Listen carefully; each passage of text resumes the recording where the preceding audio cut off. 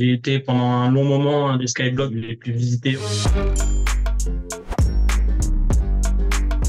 Skyrock, en gros, à l'époque, c'était surtout un truc de chat de base. C'était Skyrock Chat initialement. Ça permettait aux gens de chatter entre eux, un peu comme Caramel ou des choses comme ça. Googlebug.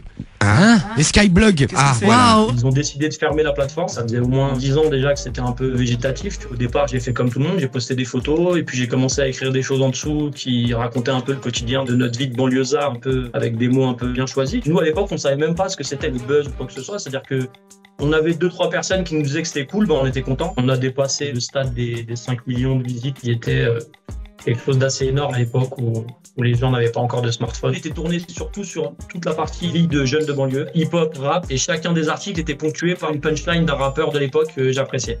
Le truc vraiment intéressant qui m'est arrivé justement grâce à ça, c'est que moi j'écrivais sur Internet. Du coup, ça m'a permis de transposer ce que je faisais sur Internet, sur papier.